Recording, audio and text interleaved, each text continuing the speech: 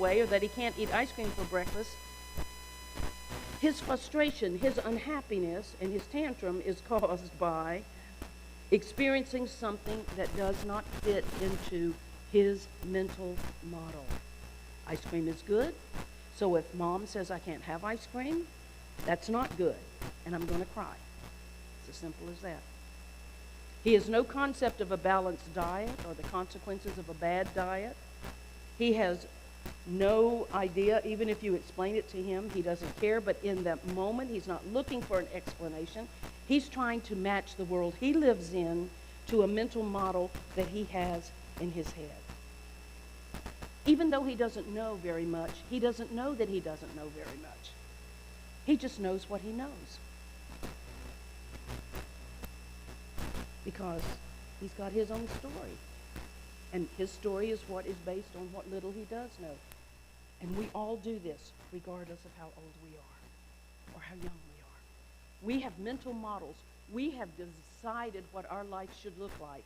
And we weigh absolutely everything against that model.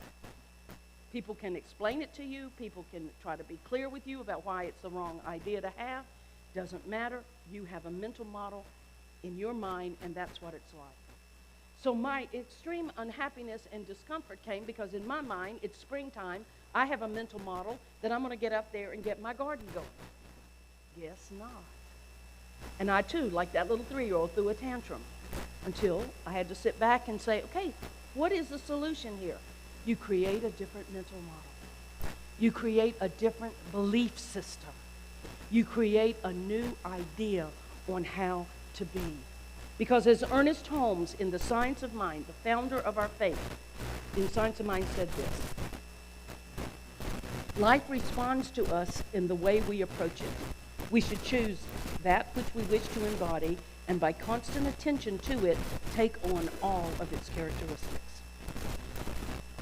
Life responds to us the way we approach it,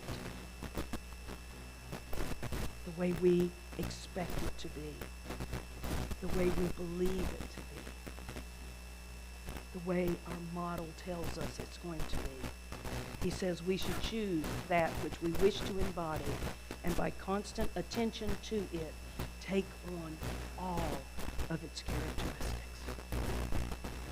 He wrote, let us choose to be identified with power, with love, and with beauty, with peace and happiness. Let us identify ourselves with abundance and with success.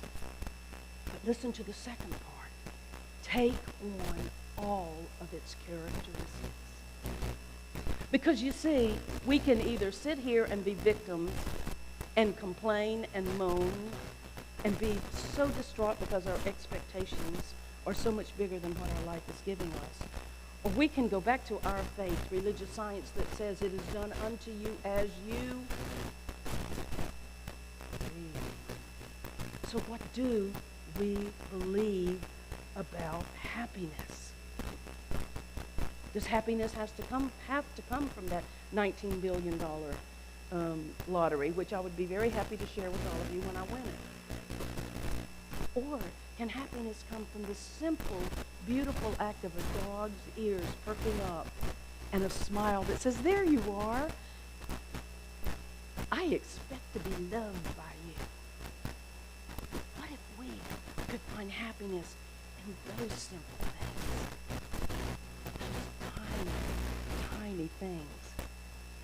This is fascinating to me. In the research that I did on happiness, I came across an amazing article about the Harvard Business School has an entire study on happiness. No, not Harvard. The University Harvard Business School teaches happiness. Now that was a surprise to me. Why in the business school, right? You would think about accounting, finance, and MBA type classes, and the studies of happiness are right there in the Harvard Business School. I'll get to the teacher's name in a second, I'm sure. Nathaniel Hawthorne once famously said, happiness is a butterfly, which when pursued is always just beyond your grasp, but which, if you will sit down quietly, may alight upon you. In the Harvard Business School, they're teaching Nathaniel Hawthorne's quote on happiness. But before you sit and think about a bunch of students sitting around in a circle in the hollowed halls of Harvard, with oming and doing laughter therapy, no, that's not what it is. Here are the few of the topics in the business school: affect and the lymphatic system, the neurobiology of body language, homeostasis and the persistence of subjective well-being, oxytocin and love in the Harvard Business School, acquisition, centrality, and negative effect, and the hedonic treadmill. I might have gone to Harvard had I known they taught these kind of classes. The scientific study of happiness has exploded over the past 3 decades. Nobel Prize winners Daniel Kahneman and Angus Deaton, both who are from Princeton University, have a whole graduate degree program on positive psychology. Happiness. There is a Journal of Happiness Studies that has been in operation since 2000, and it is peer-reviewed, and it's considered one of the finest professional journals in the marketplace. Happiness is exploding. Why? Because we're searching for a way to be happy, but religion, philosophy, and the arts have long considered happiness suitable for study. What makes you happy? What makes you happy? Well, there are some studies that say, and this is kind of surprising to me, some studies say that 42% of your happiness index is made up of your biology, where you come from, your genetics. Now, I personally don't like to believe that. I don't like to believe that that's true. Yet, there were studies of identical twins in the psychological science. They did an analysis of twins over 25 years apart, several groups of twins. These twins were reared apart, and then they were tested for subjective well-being in adults. And they estimated that the genetic component of their well-being, this is where this number comes from, is between 44% and 52%. Half, they're saying, of our happiness has to do with our genetics. I don't believe that. I'm going to tell you, I don't believe that. However, the studies say circumstances, the good and the bad that enter all of our life, could make up as little as 10% or as much as 40% of your subjective well-being. Just think about that for a minute. Forget that genetic stuff, because I don't believe it. I know I'm supposed to say facts speak for themselves, but I don't. I'm just going to be a religious scientist for a moment and say I'm not believing that. I'm not believing that. Although when I look at my family, I wonder, okay, never mind. I'm just saying. But this is the statistic that I really, really want you to get. That 10 to 40% of your happiness, I want to say only 10 to 40% of your happiness has to do with circumstances. And yet, don't we all say it's our circumstances that are causing us to be so unhappy? 10%.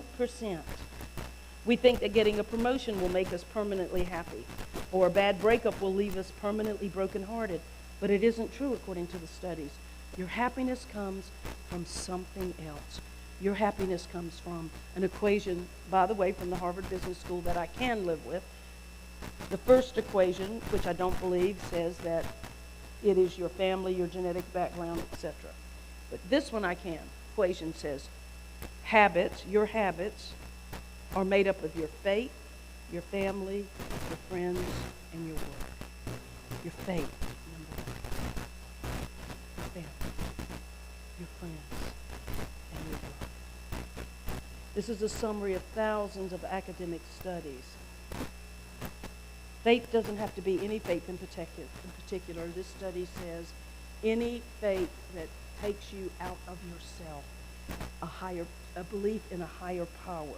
It can be Catholic or religious science, or sitting in the woods under a tree and honoring God, however you want to do it. But a 75-year study followed Harvard graduates from 1939 to 1944, well into their 90s, looking at all aspects of their health and well-being, and here is what they found. Happiness is love. Full stop. Years of study of happiness. All of these people, 75 years of studying happiness. And the principal investigator, George Valiant, summarized the work and said, happiness is love. Full stop. Those were his words.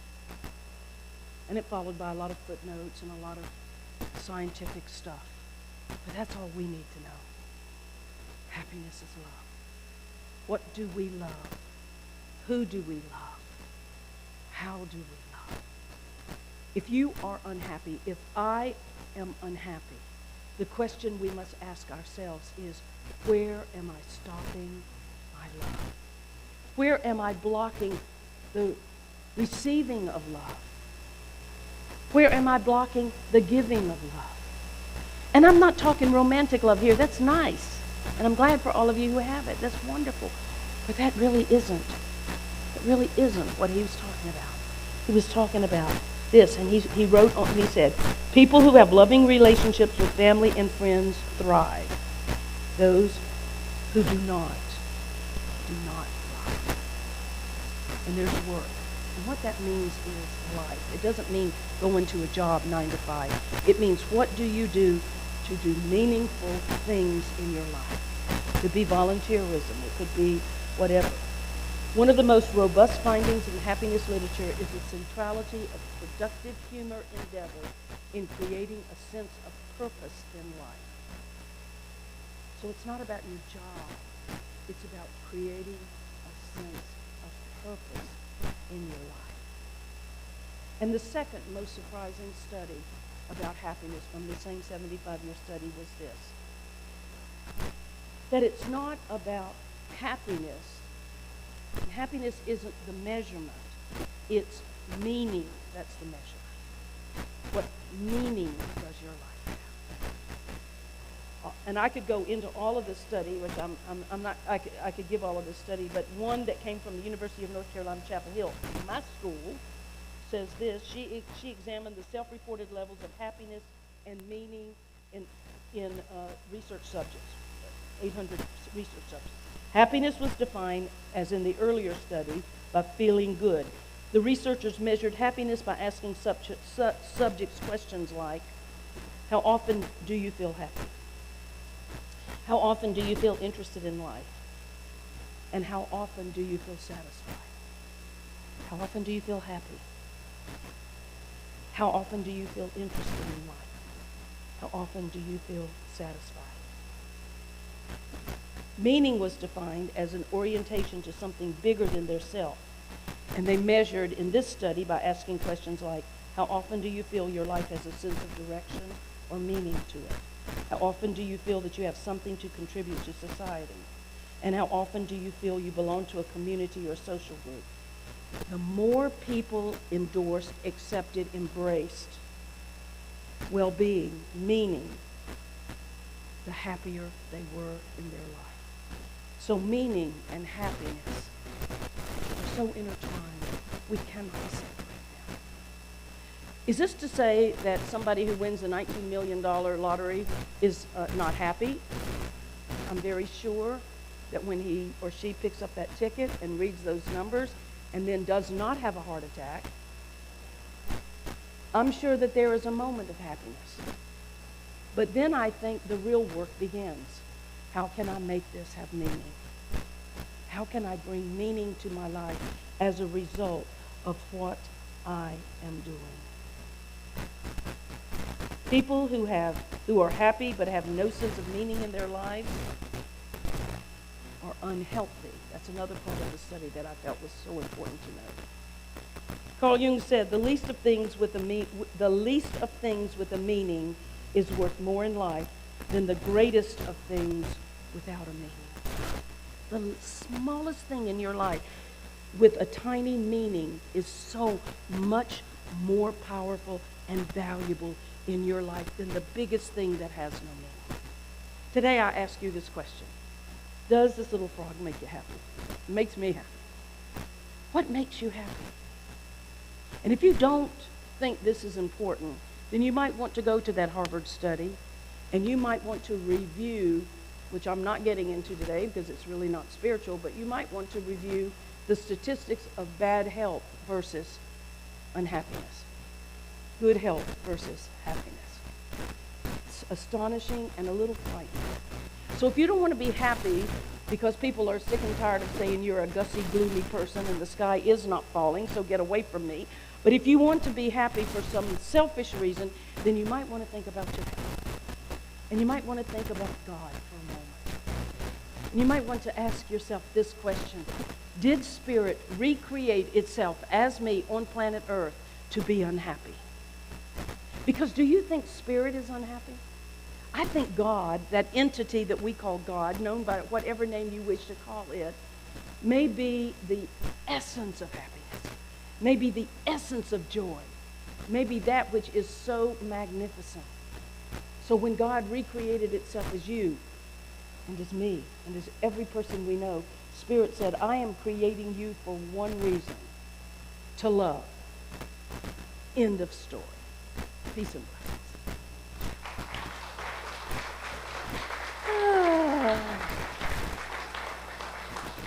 So let's just take a little show of hands. How many of you are happy this morning? That means you're healthy. That means you're glorious. That means you're beautiful. Now, right this minute, Lisa, come on up. I'd like for you just to close your eyes with me for a moment. And before we begin our prayer, I would just ask that you bring into your mind's eye right now something in your life that brings you joy. You know that thing I'm talking about. That when you think about it or you look at it, you can't stop smiling. Maybe it's the picture of your new puppy.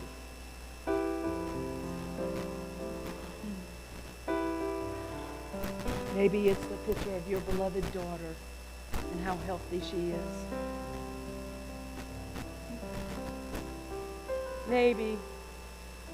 Maybe something you just purchased brought you joy, and that's good. That's good. And now I ask you, once you have that in your mind, I ask you to affix a meaning to it. The new puppy means love. A lot of training and unconditional joy. Whatever you brought into your mind's eye for your happiness, affix a meaning. Anytime the world gets you down, any second of your life that is less than filled with joy, I want you to return to this moment. Let us pray. And with that beautiful image in your mind, I want you to anchor it in. Placing my hands on my heart as an anchor. What's your anchor? Sometimes my anchor is this. But what's your anchor? We're going to anchor that in. Knowing that we are rooted in that place of deep, meaningful love. It's who we are. It's what we are. It's God, source, energy, all that is anchored in each of us in our own way, in our own meaning. It fills us from the inside out. It brings that energy from within out to share with the world. We connect that way. We love that way. In this place of love and thanksgiving, we acknowledge the source of all that is, not only all around us, but in us and as us, through us. We give great thanks for these things that mean so much to us, that connects our heart, our health, our joy. For those of us who are experiencing less than that, we know this anchor grounds us. Despite any circumstance, we are more than those circumstances.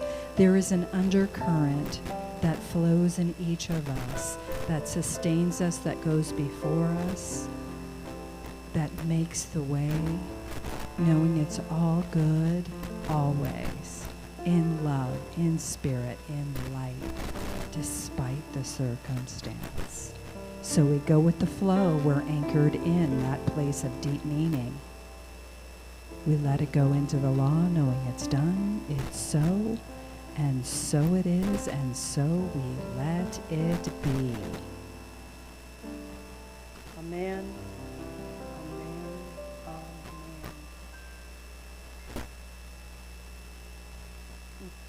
Yes, here we are. Thank you. Some of my stuff got moved. I just also want to let you know that our beloved Sue Montague, for whom we have been praying over the last several weeks following her surgery, went home this week. Yes, I mean, truly a miracle, given that surgery that she had. Truly, truly a miracle. And she is home resting well. I ask that you call her before you make a visit to see if she's up to having visitors. And we do have a compassionate care team, which is under the direction of J.J. Bullock, and that team takes food also to people who don't have people to support them, and also will give you rides to the doctor if you need it, and will just in general help you with grocery shopping and so forth. I ask all of you to reach out if you find yourself in that situation. Of course, Sue is lucky she has children here, so she's not asking for a lot of help, but for some of you, if you need assistance, please let us know. Our compassionate care team is ready to support you. I know that when I was ill in December with COVID, that it meant a lot to me to have hot soup delivered. Thank you, JJ. And so know that we are here for you. This is our conscious giving time, and as you are preparing your gift, your offering, I would just want to make a couple of very quick announcements. This Wednesday night, I'm very excited. You know, Erica, do you want to come up for just a second, please? Come on up, because Erica is going to be your host this Wednesday night, and I'd like you to just talk to them a little bit about sound bowl. I know I've put you on the spot. I just want you to talk a little bit about sound bowls, and why should they come? Why should they be here on Wednesday night?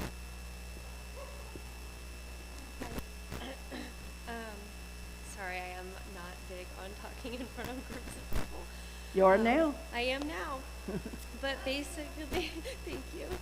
Basically, it's going to be just like this very beautiful, healing, and relaxing, fully immersive sound experience. I'm really trying to, I've been working really hard in incorporating other beautiful healing sound instruments into my sound baths for people, but they're very, they can be very relaxing if you just lay and submit and surrender, not submit, it's not really the best word, but surrender to it and allow yourself to just be there, be present, be with the sound, and just let go.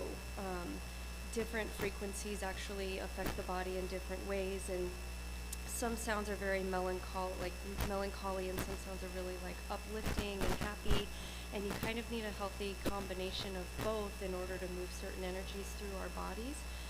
So I invite all of you to come and and experience that. And thank you. Thank you. Thank you. Thank you, Erica. And for many of us who have experienced the sound baths with healing bowls, I will tell you that it is an amazing healing experience.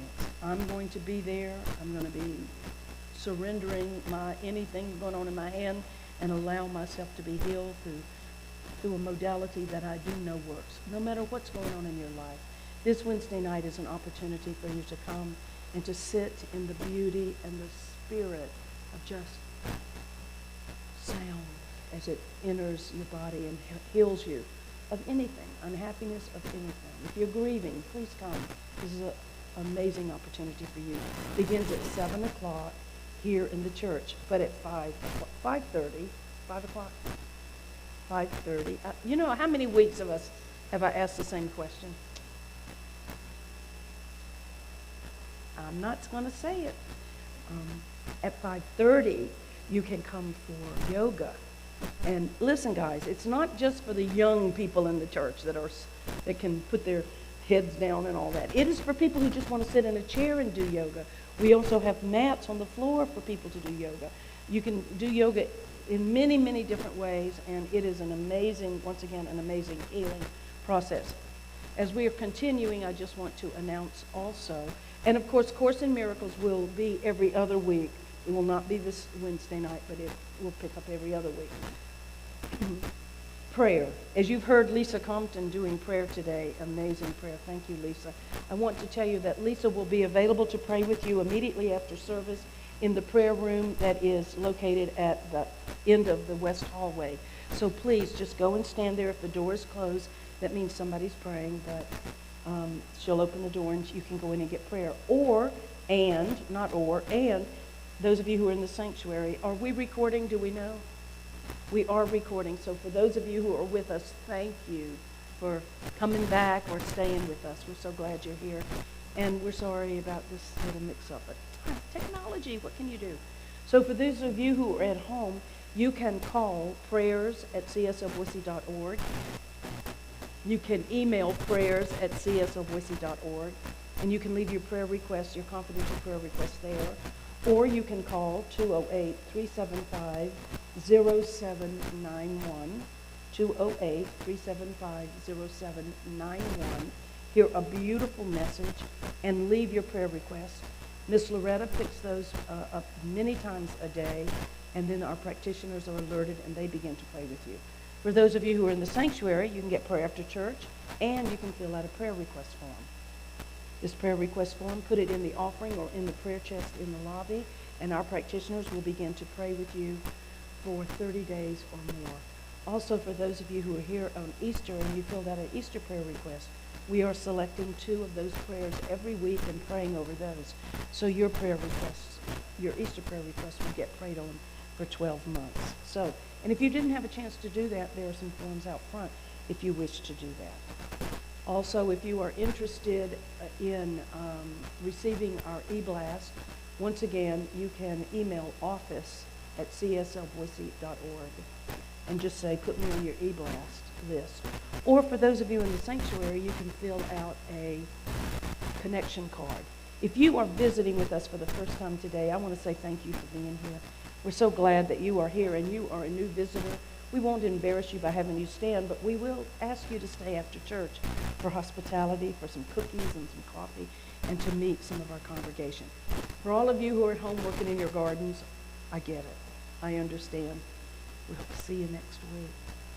Thank you once again to all of you. If you are interested in membership in the church, there are membership applications out in the lobby. And of course, our 4 Agreements class is continuing on Thursday night at 6:30. Hey, you've missed the first 2 agreements, but the last 2 are just as important, and we'll catch you up on the first 2. So join us at 6:30 here in the sanctuary on Thursday night.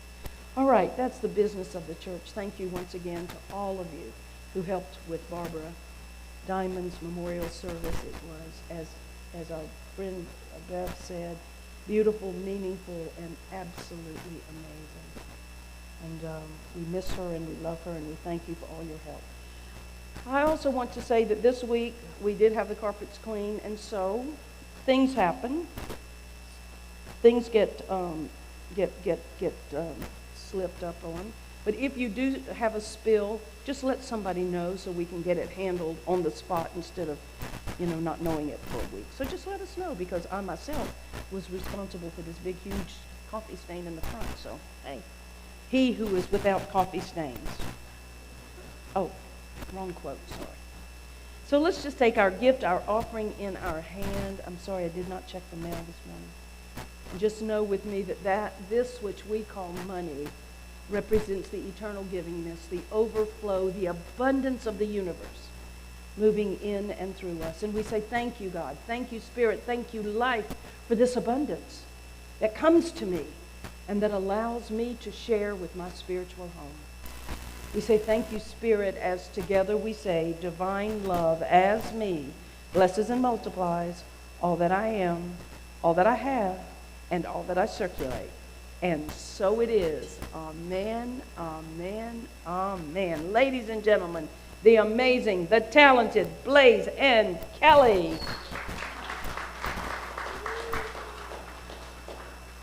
Thank you so much.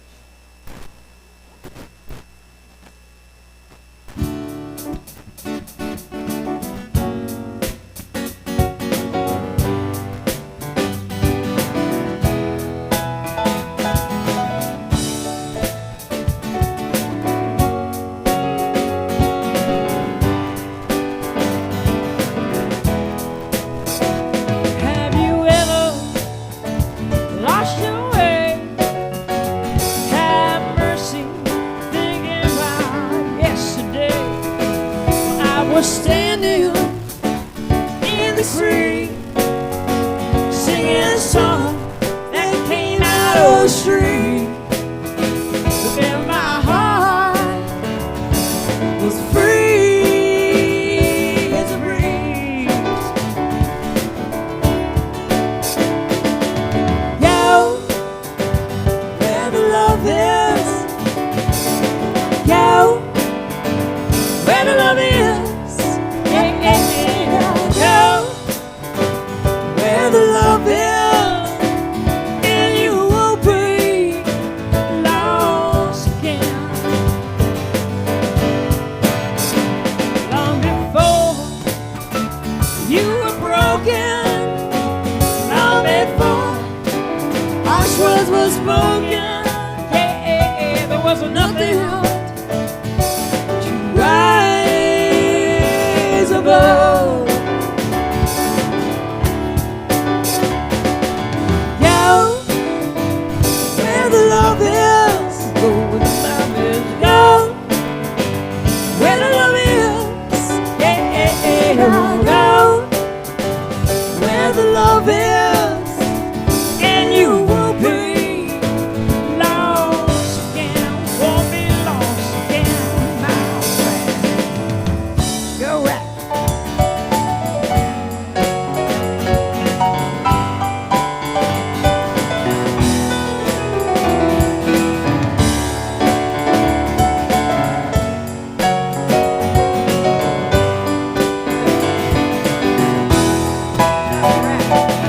You ever gone astray?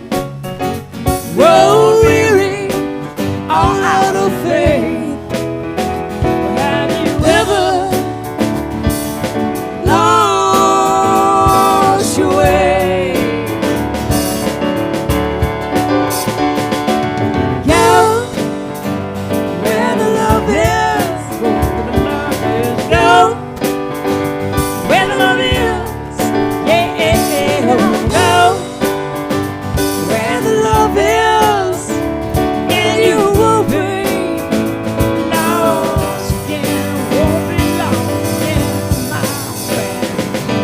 Go where the love is. Go where the love is. Yeah, go where the love is, and you will be lost again.